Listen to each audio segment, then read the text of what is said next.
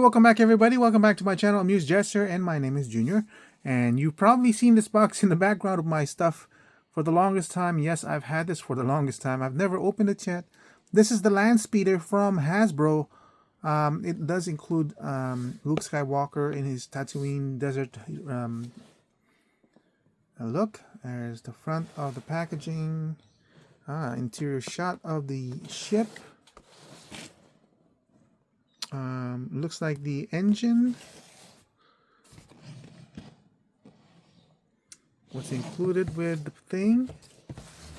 And really nice photography for the toy and everything. Obviously the design of the box very reminiscent of classic vintage Star Wars box packaging. So let me go ahead and open it up and let's take a look at what's going on inside.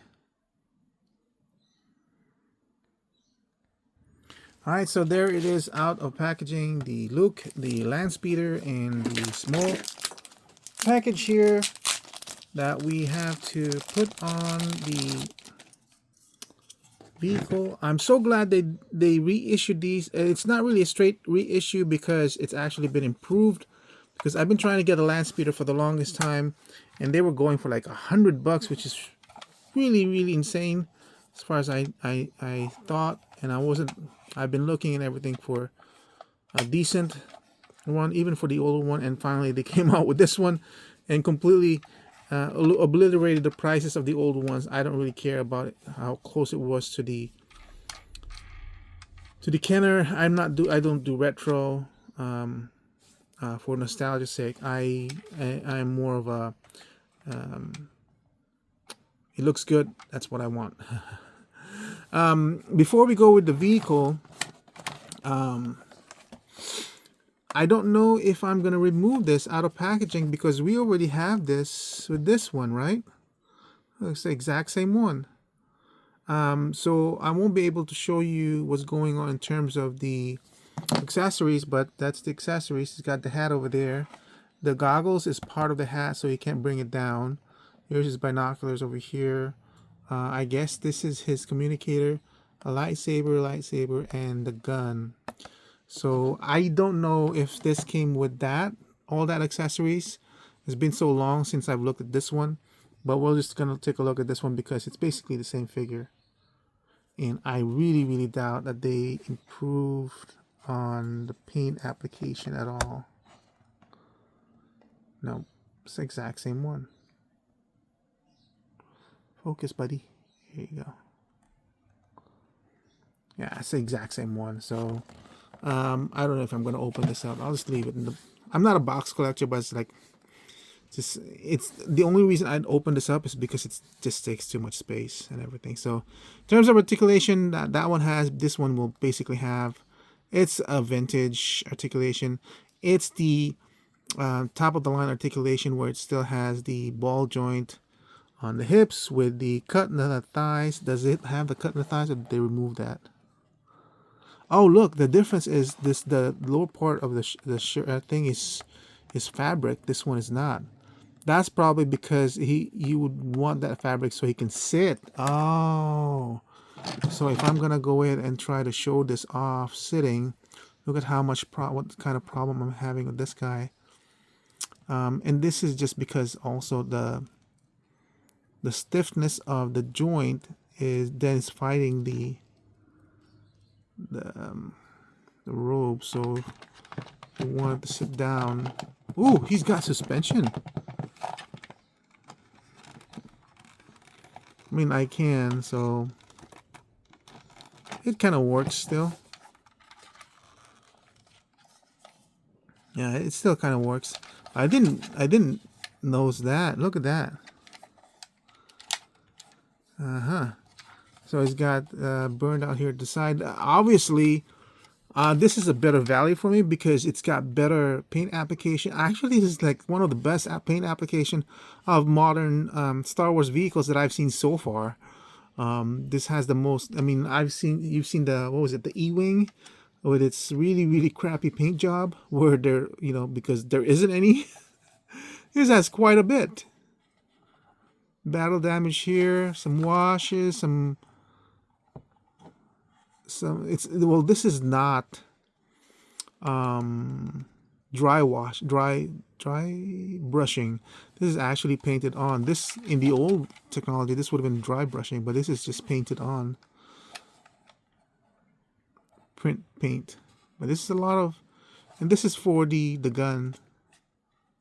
And obviously we saw that this has a compartment. Oh, look at that. Look at the detail, and it's even painted. It's kind of a sad state when you open up an engine cover and you're happy with the minimalistic paint application they've done, because at least you can say that, well, at least it's painted. But that's a nice feature. This is, I guess, and some sort of antenna. It's really nice clear bubble over here. Really, really nice. When I first saw this, I as a toy, I think that's kind of a wonky looking thing. But this design is so futuristic. It's like, that's ugly to me when I first saw this in the movies. Like, why is that good looking? It's just an oblong shaped vehicle, but you know, it's just so far afield in terms of design. It's just amazing. Oh, some engine design over here.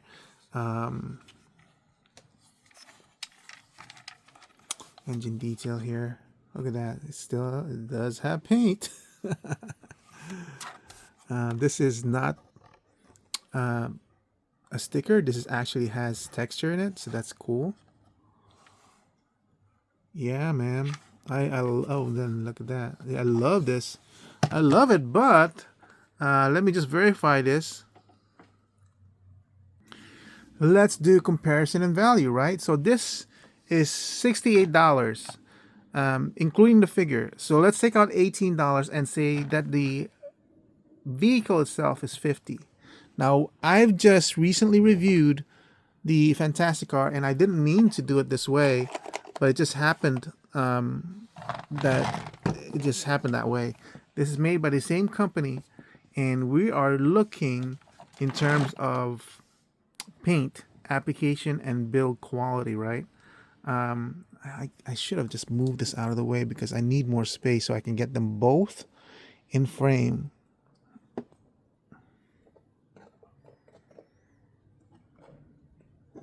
This is basically how I play with my toys now. It's just moving it around instead of like really action stuff, you know.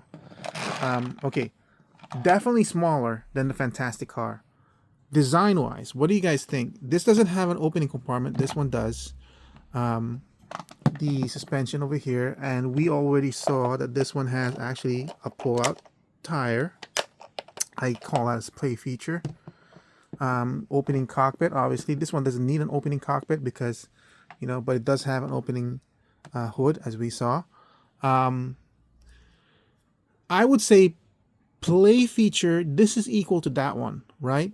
Because this one even has this for Johnny Storm, right? The one where this one pulls out. You got this in sorry about that. And it ended up being a stand for Johnny Storm. The way that's designed, I think that's designed beautifully. Integrated into the vehicle itself. This rolls really good though. Look at that. This does not roll at all. It rolls very poorly. The difference between the two is the paint application. Now, I've already said the paint application of this one is actually quite exceptional compared to the E-Wing. This one releases after the E-Wing, right? Yeah, the E-Wing we received that almost a year ago. This one we received about 2-3 months ago, so 6 months later. But this is $50, and this on retail, I believe, is $26. I got it for a discount for $22, half the price of this one. This has more volume or more presence in terms of the scale or the size. But man, the question is, and this is actual texture, it's not sticker. So the question is like, are you willing to pay twice the amount for better detail? Better application, paint application, and I'm not guaranteeing that you'll see this kind of paint application for the rest of the TVC. Ooh, I'm just wondering if he's gonna fall off. line because I did not get the new advanced TIE fighter for Darth Vader because I already have a bunch of the old one. I think I have like 5, and that I got for $20 each, and I'm happy with that. I'm not gonna pay $180. I think $180. That's ridiculous. Or $150. I don't remember. Yeah, even in that case, the old style TIE Fighter Advance from Hasbro, which you can get for $25 right now in fairly good condition. If you want to buy a brand new one or in box one, it's probably gonna cost you $50, or pay $150 for the newer version. And you say, is that worth it or not? It's completely up to you. This is the same issue and topic that went on in the HasLab gunship, where you can probably, well, that's a different matter, because if you go to because the gunship is no longer available in retail, it's only in aftermarket, and aftermarket prices on those one are crazy. People are saying, well, I got that for like $30, $120 back in the day, but back in the day, you can't go back in time. That's the problem. Right now, you can only get the HasLab, the gunship on retail and aftermarket in box, good in mint in box, in eBay aftermarket prices, which are going for like $300-400, and doesn't have as much features as the HasLab. So I felt okay paying $500 for that, even though some people 10 years ago paid $100 or $50 for it, because you know what, I can't go back in time 10 years ago. And you're saying, well, that's your fault for not being able to say, that doesn't make sense. Why is, you know what I mean? The question now is like, can you get the gunship, and how much you have to pay to get the gunship, which right now it's about $200-300, you know? So that's a different matter. The advanced TIE fighter, now we have a good comparison. You can either get it for $150 or $180 right now, which is basically the same detail as the HasLab gunship right now. It's more updated, it's bigger, more detail than the older legacy, than the older release of the TIE fighter, advanced TIE fighter for Darth Vader. But in that case, in the older release, which you can get from the aftermarket right now, is only going for $50, right? So it's still lower. So I mean, obviously, in my case, again, we're going to go back to the gunship. If the gunship was available for purchase for like $80 right now, or $100 mint in box, everything complete, then obviously I would not go for the HasLab. Maybe I'll get one just to see, you know, because it is more detailed. It's got more features in it. But then I would just completely buy the gunship. It wouldn't make sense for me to buy the HasLab. You know what I mean? Which is basically what's going on with Advanced TIE Fighter, which I can get for 30 or 40 complete, maybe mint in box, compared to the Advanced TIE Fighter for 150. Why am I going off rails on this one? Because it's kind of like the same thing with this one. Even though this is two different franchises, two different vehicles, the question now is like, what are we going to do with Star Wars? And the Star Wars is just getting way too expensive right now. Each figure now is now $20. This guy is now $20. This is, I believe this is considered as deluxe.